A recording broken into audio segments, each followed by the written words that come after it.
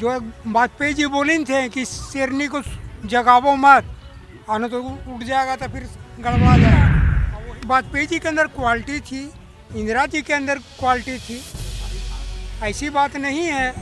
लेकिन अब सवाल है कि मतलब कि नरेंद्र मोदी जी जो है इस वक्त जो प्रधानमंत्री हैं अभी बैठे, इसके टक्कर में अभी दुनिया में हमको कोई आदमी भारत में नज़र नहीं आया।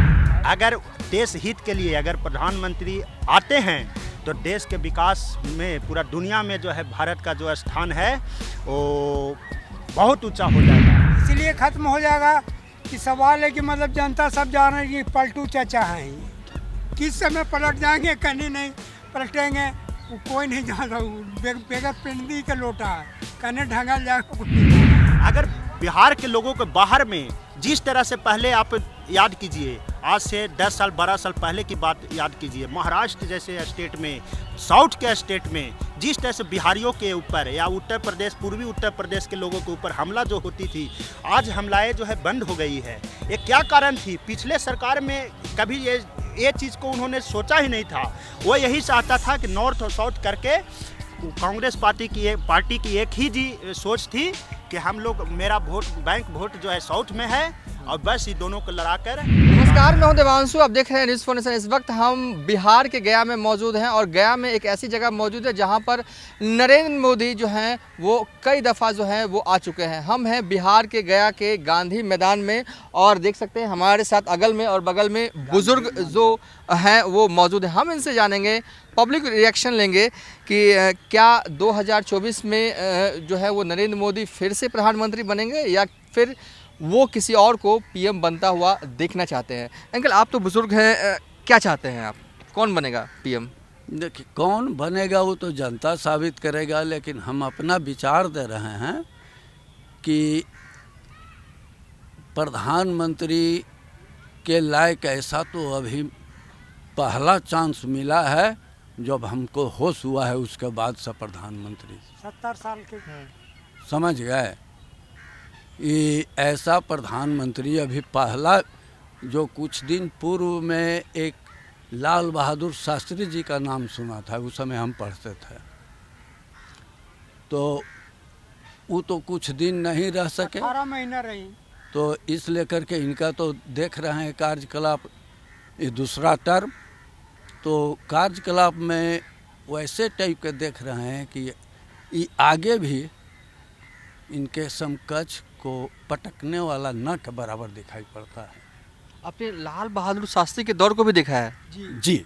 आपने भी देखा है? हाँ, 18 महीना रही शास्त्री, ताशकंद में गए, उसके बाद उनका निधन हुआ। देश के लिए आदमी थे। हाँ। जो यह दोबारा यही व्यक्ति एगो मिला है फिर। हाँ। जी। और इंदिरा गांधी का एरा को क्या कहेंगे? अटल बिहारी वाजपेयी। अटल बिहारी वाजपेयी तो पूर्ण क्वालिटी कुछ और थी इंदिरा जी के पास। जो वाजपेयी जी बोले थे कि शेरनी को जगावो मत, आना तो उठ जाएगा तो फिर गड़बड़ा जाएगा, और वही बचिया हुआ बोले थे अटल बिहारी वाजपेयी, समझ गए। तो उनके अंदर, वाजपेयी जी के अंदर क्वालिटी थी, इंदिरा जी के अंदर क्वालिटी थी, ऐसी बात नहीं है। लेकिन अब सवाल है कि मतलब कि नरेंद्र मोदी जी जो है इस वक्त जो प्रधानमंत्री हैं अभी बैठे, इसके टक्कर में अभी दुनिया में हमको कोई आदमी भारत में नज़र नहीं आ रहा। भारत के लिए हम लोग कहेंगे, दुनिया के चलिए, लिए। आप भी बुजुर्ग, आपने भी कई दौर देखा होने, पीछे से आप कुछ बोल रहे थे। अब देखिए, पीएम नरेंद्र मोदी फिर से बनेंगे पीएम? अभी तो जनता कह सकता है। हाँ, जनता के अनुसार, जनता जैसा वोट देगा वैसा होगा। आपका मन क्या है? आपका मन क्या है, कौन बने? हम तो कोई जैसे देश के लिए बने विकासशील आदमी। चलिए, आप तो युवा हैं, क्या चाहते हैं, कौन बने पीएम? हम तो चाहते हैं कि एक टर्म और माननीय इस नरेंद्र मोदी जी को आना चाहिए देश हित के लिए। अगर जो देश हित का बात अगर करता है तो एक टर्म हम समझते हैं कि आना ही चाहिए, क्योंकि आज मैं जहाँ तक देख रहा हूँ विकास की बात अगर लोग करते हैं, तो आज से मैं 10 साल पहले मैं इसी पार्क में आता था और मेरा यहाँ से घर 30 किलोमीटर दूर पड़ता है।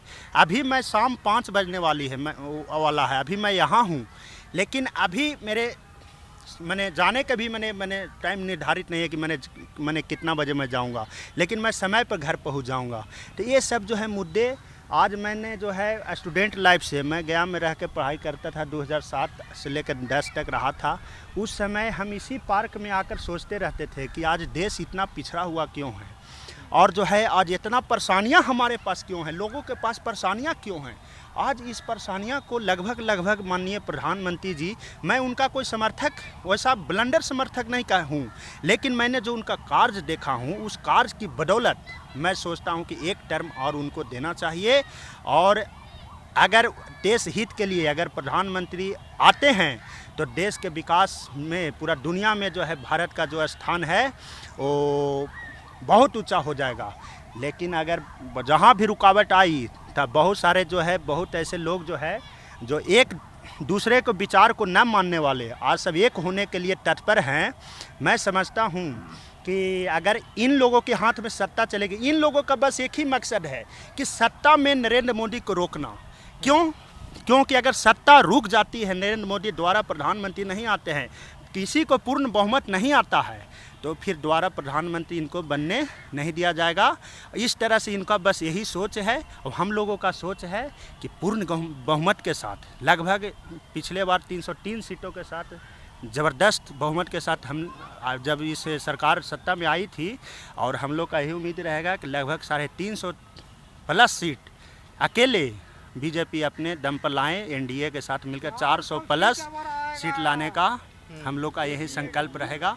और गया जिला में हम लोग पूरी तत्परता से लगे हुए हैं कि आज जो है विपक्षी एकता का जो बात करते हैं, मैंने हर गतिविधि को याद किया है, देखा है कि किस तरह से लोग देश की जनता को, खासकर बिहार की जनता को छलने का काम किया। आज जो है माननीय प्रधानमंत्री जी ने अपने विकास को न देखते हुए, अपने निजी स्वार्थ को नहीं देखते हुए, देश के जनता के स्वार्थ को देखते हुए आज उन्होंने जो काम किया है, जो उनकी सराहनीय काम है, इसको कोई नकारा नहीं जा सकता। आज भारत को जो विश्व पटल पर एक मानचित्र पर एक अच्छी छवि बनकर उभरी है, तो ये जो है माननीय प्रधानमंत्री जी के कारण ही है कि आज किसी भी देश को दुनिया में भारत के सामने बोलने का ताकत नहीं है। जी खूब मेहनत कर रहे हैं विपक्ष को एकजुट करने का। वो तो कर रहे हैं, हम समझ रहे हैं, लेकिन उनकी कोई सोच वैसे लोगों के साथ है जो हमेशा भारतीय जनता पार्टी के साथ मिलकर सरकार चलाने वाला व्यक्ति आज जो है उनके विचारधारा के विपरीत सोच रहे हैं, तो उनका क्या मकसद हो सकता है? उनका यही मकसद हो सकता है, उनको लड़ाई बहुत पहले से माननीय प्रधानमंत्री जी के साथ रहा है, वैचारिक मतभेद रहा है, उनकी यही सोच है कि मोदी को रोको। हम लोगों की यही सोच है कि से विपक्षी एकता भी अगर बन जाती है ना, फिर भी जनता के माइंड चेंज नहीं हो सकता है। जनता के दिमाग में यही है, अगर बहुत ऐसे नौजवान ऐसे हैं जो युवा हो चुके हैं, जो बच्चे थे, उस दृश्य को क्या देखा है जो बिहार में क्या होती थी, देश में क्या होती थी। मैं उस नौजवानों से भी कहना चाहता हूं कि बरगलाने की जो कोशिश किया जा रहा है, आप जो है बरगलाइए मत। आप जो है एक अच्छे मैंने नागरिक के भांति आप अपने दादा से पूछ सकते हैं, अपने पिताजी से पूछ सकते हैं कि पहले देश की छवि क्या थी, आपकी छवि क्या थी, अभी लिविंग ऑफ स्टैंडर्ड क्या थी आपकी, आज आपकी क्या लिविंग ऑफ स्टैंडर्ड है। आज मैं यहाँ बैठा हूँ, 1 घंटा में मैं 30 किलोमीटर दूर घर पहुँच जाऊँगा। एक बुजुर्ग जी से भी सवाल कर लेते हैं, अंकल जी से भी। नीतीश कुमार खूब मेहनत तो कर रहे हैं, कोई असर फलाफल निकलेगा? ये तो अब हम नहीं कह सकते हैं, भविष्य जाने, जनता जाने, लेकिन उम्मीद तो नहीं है। क्या लग रहा है? हमको तो ऐसे लगता है कि खाली दत्त कथा है ये कुछ मतलब कि कोई इससे फ़ायदा नहीं लेना है। जहाँ तक जो भी जनता के प्रति ऐसे मान सम्मान इज्जत जो दिया है वो ऐसे ख़त्म हो जाएगा, जो भी बचा है वो ख़त्म हो जाएगा नीतीश बाबू को। इसीलिए ख़त्म हो जाएगा कि सवाल है कि मतलब जनता सब जान रही है कि पलटू चाचा हैं ही, किस समय पलट जाएंगे कहीं नहीं पलटेंगे वो कोई नहीं जानता। बेगर पिंडी के लोटा है, कने ढंगल जाएगा कुछ ठिकाना नहीं। अच्छा, युवा नेता में आप लोगों को तेजस्वी और चिराग में से कौन पसंद, अगर हम पूछे तो अंकल?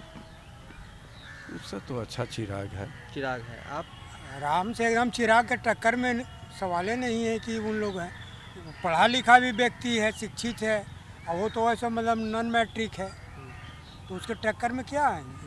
आप किसे मानते हैं? आप तो युवा हैं। चिराग पासवान और तेजस्वी में तो सबसे अच्छा मैं मानता हूँ कि चिराग पासवान है, क्योंकि युवा हैं, टैलेंटेड हैं, प्लस में पढ़े लिखे हुए हैं, बोलने की उनके जो है उनकी जो सोच है बिहार फर्स्ट बिहारी फर्स्ट, ये मुझे बहुत अच्छा लगता है। अगर बिहार को फर्स्ट करना है तो पहले बिहारी को फर्स्ट करना होगा। अगर बिहार के लोगों को बाहर में जिस तरह से पहले आप याद कीजिए, आज से 10 साल 12 साल पहले की बात याद कीजिए, महाराष्ट्र जैसे स्टेट में, साउथ के स्टेट में जिस तरह से बिहारियों के ऊपर या उत्तर प्रदेश, पूर्वी उत्तर प्रदेश के लोगों के ऊपर हमला जो होती थी, आज हमलाएं जो है बंद हो गई है। ये क्या कारण थी? पिछले सरकार में कभी ये चीज़ को उन्होंने सोचा ही नहीं था। वो यही चाहता था कि नॉर्थ और साउथ करके, कांग्रेस पार्टी की एक ही जी सोच थी कि हम लोग, मेरा वोट बैंक वोट जो है साउथ में है और बस ये दोनों को लड़ाकर हम राज करते रहे। हाँ, चलिए अंकल, आप क्या मानते हैं, चिराग और तेजस्वी में कौन बढ़िया है? चिराग पासवान। चिराग पासवान। चलिए, हमने एक पब्लिक ओपिनियन किया और हमने 4 लोग थे हमारे साथ। हमने इनसे पूछा कि किन्हें वो बनता हुआ देखना चाहते हैं देश का पीएम। चारों लोग एक सुर में यही कह रहे हैं कि नरेंद्र मोदी को फिर से जो है वो प्रधानमंत्री बनना चाहिए 2024 चुनाव के बाद। फिलहाल अभी तक के लिए इतना ही। आप देखते रहिए न्यूज़ फॉर नेशन।